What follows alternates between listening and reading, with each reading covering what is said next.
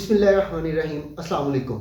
जी दोस्तों, मैं आपका होस्ट उस्मान मलिक आज बहुत ही एक्साइटिंग न्यूज़ के साथ। जैसा कि मैंने अपनी वेबसाइट के ऊपर डिस्प्ले किया था, बताया था कि हम लोग Excel, PowerPoint, SQL server और वेब ऐप से रिलेटेड अपनी वीडियोस लेकर आएंगे। और आज मुझे इस चीज़ की बहुत ज़्यादा खुशी है कि आज हम अपने इस एक्सेल का जो हमारा प्रोग्राम चल रहा था, स्किल इन्हेंसमेंट का जो हमारा प्रोग्राम चल रहा था, उसमें हम लोग नई चीज़ ऐड कर रहे हैं और वो एसक्यूएल सर्वर के पॉइंट ऑफ व्यू से है, जिसमें हमारे साथ होंगे तहसीन शहजाद साहब। वो हमें इन सारी चीज़ों से रिलेटेड, एसक्यूएल सर्वर से रिलेटेड, उन्होंने प्रैक्टिकली काम किया हुआ है, उनका एक्सपीरियंस है पिछले 20 साल का। स्टडी के साथ साथ, एजुकेशन के साथ साथ वो इस फील्ड में काम कर चुके हुए हैं, डाटाबेस के ऊपर, एसक्यूएल सर्वर के ऊपर। और हमें बहुत खुशी है कि वो हमें ज्वाइन कर रहे हैं और आज से वो अपनी वीडियोस रेगुलरली हमारे व्यूवर्स के लिए अरेंज करेंगे। तो हम वेलकम करते हैं तहसीन शहजाद साहब को कि प्लीज़ वो आए और अपनी वीडियोस से, अपने नॉलेज से हमारे सुनने वालों को, हमारे देखने वालों को नॉलेज डिलीवर करें। जी प्लीज़ वेलकम टू तहसीन शहजाद साहब। थैंक यू उस्मान साहब फॉर दिस अपॉर्चुनिटी। जैसा कि अभी उस्मान साहब बता रहे थे कि हमारा पूरा एक सीरीज़ है, उस सीरीज़ में हम आपको एक्सेल के साथ साथ एसक्यूएल सर्वर, वेब एप्लीकेशन, जो है पावर पॉइंट, इस पे हम आपकी स्किल को इन्हांसमेंट करेंगे।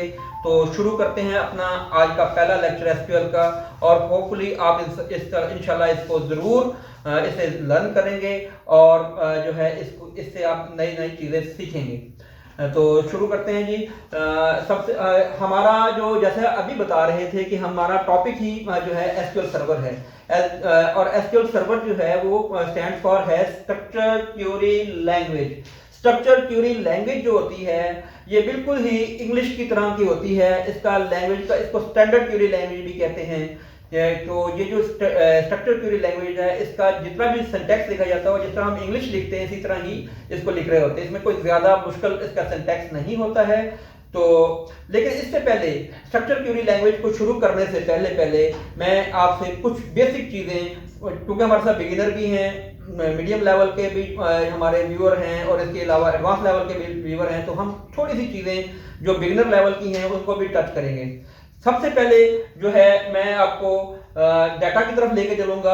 डाटा जो होता है वो हम कहते हैं किसी भी राफ जो है फैक्ट्स एंड फिगर को डाटा कहते हैं। डाटा में लिखा हुआ है, चेयर्स लिखा हुआ है, क्लासरूम लिखा है, रोस्ट्रम लिखा हुआ है और टेबल लिखा हुआ है, लेकिन ये तमाम ऑब्जेक्ट्स तो हैं, लेकिन इनका कोई मतलब समझ नहीं आ रहा। फिर हम इसके बाद आगे चलते हैं इंफॉर्मेशन।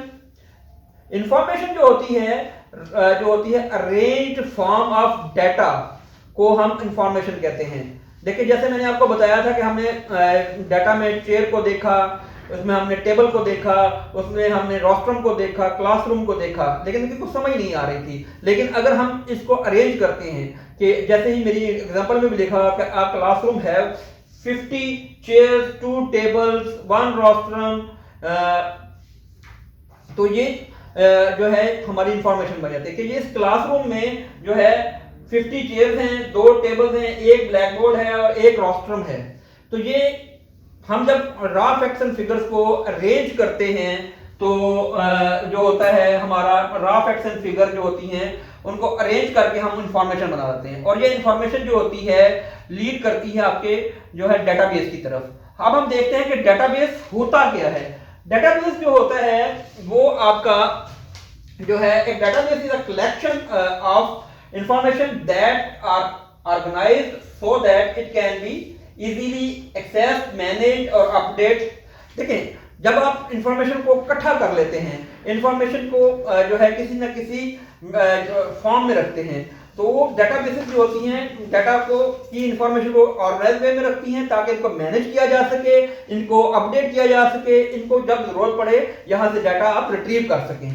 तो कंप्यूटर में जो बेसिकली जो डेटाबेसेस होती हैं वो होती हैं aggregation of the record and file. Aggregation functions जो होते हैं ये हम नेक्स्ट आने वाले किसी लेक्चर में आपको इस पर डिस्कस जरूर करेंगे और आपको बताएंगे कि एग्रीगेशन फंक्शन क्या होते हैं और डेटाबेसेस में एग्रीगेशन का फंक्शन किस तरह यूज किया जाता है। इसके बाद मैं जो है आपसे जो डिस्कस करूंगा वो डेटाबेस की टाइप्स हैं जो ये यहाँ पे लिखी हुई हैं। डेटाबेस टाइप में सबसे पहले हमारे पास रिलेशनल डेटाबेस सिस्टम है, उसके बाद हमारे पास डिस्ट्रीब्यूटेड डेटाबेस सिस्टम है, फिर उसके बाद हमारा पास क्लाउड डेटाबेसेस हैं, नो एसक्यूएल डेटाबेसेस हैं, और ग्राफिक जो है डेटाबेस है, और ऑब्जेक्ट ओरिएंटेड डेटाबेसेस होती हैं। तो ये देखिए, ये हमने अब जो है बेसिक चीजें जो हैं इसमें पढ़ ली हैं। अब इसके बाद जो हम अपने कोर्स का ओवरव्यू देखेंगे कि हम इस कोर्स में पढ़ेंगे क्या क्या।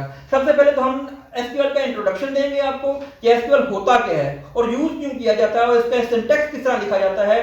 तो ये जो चीज है हम आपको इसमें पढ़ाएंगे। इसके बाद हम इसमें आपको डेटाबेसेस बनाना सिखाएंगे, टेबल्स बनाना सिखाएंगे, इसमें हम मुख्तलिफ किस्म के फंक्शंस बनाना सिखाएंगे, इसमें आपको प्रोसीजर्स बनाना सिखाएंगे, इसमें आपको ट्रिगर्स बनाना सिखाएंगे, और आपको मुख्तलिफ रूटीन्स बनाना सिखाएंगे, और इसमें जो है बेसिक क्यूरीज जो होती हैं, इंसर्ट, डिलीट, अपडेट, ये तमाम कमांड हम इसमें सिखाएंगे।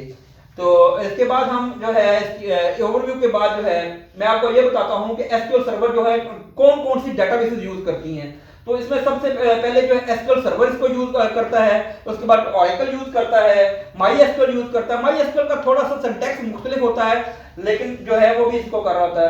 पोस्टग्रेस एसक्यूएल यूज कर रहा होता है, DB2 यूज कर रहा होता है, SQLite इसको यूज कर रहा होता है, और बिग डाटा इसको यूज करता है।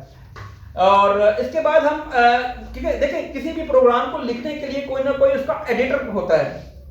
तो एसक्यूएल सर्वर या एसक्यूएल स्ट्रक्चर क्वेरी लैंग्वेज को लिखने के लिए जो एडिटर यूज किए जाते हैं उसमें SSMS है। SSMS जो होता है वो stand for SQL server management studio.